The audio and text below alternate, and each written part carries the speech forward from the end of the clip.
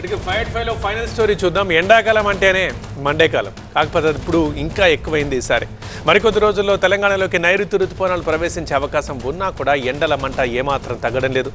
ఇప్పటికే అండమాన్ నికోబార్ దీవుల్ని దాటి తటస్థంగా ఉన్నాయి రుతుపవనాలు.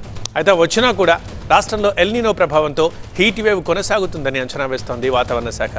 ఎల్నినో ప్రభావంతో తీవ్రమైన ఎండలతో పాటు భారీ వర్షాలు నమోదయ్యే అవకాశం ఉంది. జూన్లో సాధారణం కంటే ఎక్కువ ఉష్ణోగ్రతలు ఉక్కపోతా ఉంటాయని చెబుతున్నారు. జూన్లో సాధారణం కంటే ఎక్కువ రోజులు వడగాళ్లు వీచే అవకాశం ఉందని హెచ్చరికలు జారీ చేశారు. ప్రస్తుతం పలు జిల్లాల్లో 44 డిగ్రీల సెల్సియస్కు పైగా ఉష్ణోగ్రతలు నమోదవుతున్నాయి. రానున్న రోజుల్లో కూడా కొమరం భీం, మంచిర్యాల, కరీంనగర్, పెద్దపల్లి, ఖమ్మం, మహబూబాబాద్, వరంగల్, హన్మకొండ జిల్లాల్లో హీట్ వేవ్ కొనసాగనుంది. జూన్ నెలలో మాత్రం రుతుపవనాల ప్రభావంతో దక్షిణ తెలంగాణలో సాధారణం కంటే ఎక్కువ వర్షాలు కురిసే అవకాశం ఉందని అంచనా వేస్తున్నారు. ఖమ్మం, సూర్యాపేట, నల్గొండ తదితర జిల్లాల్లో అధిక వర్షపాతం నమోదయ్యే సూచనలున్నాయి. ఉత్తర తెలంగాణలో మాత్రం 45 నుండి 55% వరకు వర్షాభావ పరిస్థితులు ఏర్పడే అవకాశం ఉందని అంచనా. ఓవరాల్గా మాన్సూన్ సీజన్లో సాధారణం కంటే తక్కువ వర్షపాతం ఉండొచ్చని చెబుతున్నారు ఐఎండీ అధికారులు. అలాగే రుతుపవనాలు వచ్చాయి కాబట్టి ఎండలు తగ్గిపోతాయి అని అనుకోవద్దని, ఎల్నినో ప్రభావంతో జూన్లో కూడా వేడి, ఉక్కపోత తీవ్రంగా ఉండే అవకాశం ఉందని హెచ్చరిస్తోంది. మా కరెస్పాండెంట్ శ్రవణ్ ఉన్నారు లైవ్లో. శ్రవణ్, వాతావరణ శాఖ ఏం చెప్తోంది? చల్లని కబురేం లేదా మనకు?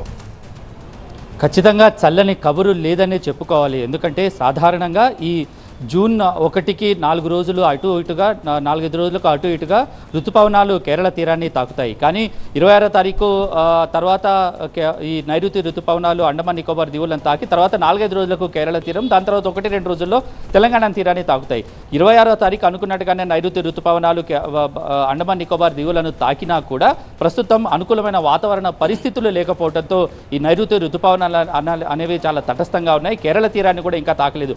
కేరళ తీరాన్ని తాకడానికే 4-5 రోజుల సమయం పడుతుందని అంచనా వేసినా కూడా ఈ గాలి గమనంలో ఎటువంటి తేడా లేకపోవడంతో తటస్థంగా ఉండి నైరుతి రుతుపవనాలు అలాగే కొనసాగడంతో మరింత సమయం పట్టే అవకాశాలు కనిపిస్తున్నాయి. దీనంతటికీ కూడా ఎల్నినో ప్రభావం. సాధారణంగా జూన్ అనేది ఎండాకాలం కిందకి వచ్చినప్పటికీ కూడా నైరుతి రుతుపవనాలు కేరళ తీరాన్ని తర్వాత తెలంగాణ తీరాన్ని తాకడంతో చల్లటి వాతావరణము, వర్షభావ పరిస్థితులు ఏర్పడతాయి. కానీ ఈసారి అలాంటి పరిస్థితులు లేవని వాతావరణ శాఖ అధికారులు చాలా క్లియర్గా చెబుతూ ఉన్నారు. ఈ నెలకు సంబంధించి వర్షాలు పడితే కొంత నీటి వనరులు పెరుగుతూ ఉంటాయి. ఆ నీటి వనరులనే రాష్ట్ర వ్యాప్తంగా వినియోగిస్తుంటారు. కానీ ఈ నెలలో కూడా ఇటు ఎండ పరిస్థితి చాలా తీవ్రంగా ఉంటుంది, హీట్ వేవ్స్ ఉంటాయి. దాంతోపాటుగా కూడా వర్షభావ పరిస్థితులు అధికంగానే ఉంటాయి. కాబట్టి ఓవరాల్గా కన్సిడర్ చేస్తే మాత్రం ఈ నెలలో ఉండాల్సిన వర్షభావ పరిస్థితుల కంటే తక్కువ వర్షభావ పరిస్థితులు ఉండటము, దాంతోపాటుగా కూడా ఉత్తర తెలంగాణకి, దక్షిణ తెలంగాణకి తీవ్రమైన హీట్ వేవ్స్ ఉండే అవకాశం ఉంది. దాంతోపాటు మనం ఇప్పుడు మీరు చెప్పినట్టుగానే నల్గొండ ఉండొచ్చు, ఖమ్మం ఉండొచ్చు, దాంతోపాటుగా కూడా సెంట్రల్ తెలంగాణ ప్రాంతాల్లో అత్యధిక ఉష్ణోగ్రతలు, అత్యధిక వర్షపాతం నమోదవుతూ ఉన్న విచిత్రమైన పరిస్థితుల నేపథ్యంలో ఓవరాల్గా దేశవ్యాప్తంగా కూడా ఇదే పరిస్థితులు నెలకొనే పరిస్థితి ఉంది. ఈ మాన్సూన్ సీజన్కి వర్షభావ పరిస్థితులు చాలా తక్కువగా ఉండే అవకాశం ఉందనేది వాతావరణ శాఖ అధికారులు చెప్తున్నారు. ఎందుకంటే 26వ తారీఖు నైరుతి రుతుపవనాలు అండమాన్ నికోబార్ దీవులను తాకినా కూడా ఇటు కేరళ తీరము, తెలంగాణ, దాని తర్వాత కూడా ఆగ్నేయం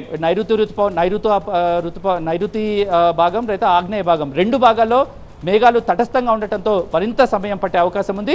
ఓవరాల్గా జూన్ నెల మాత్రం విపరీతమైన ఎండలు ఉంటాయి, అలాగే వర్షాలు కూడా అదే స్థాయిలో ఉంటాయని వాతావరణ శాఖ అధికారులు చెప్తున్నారు.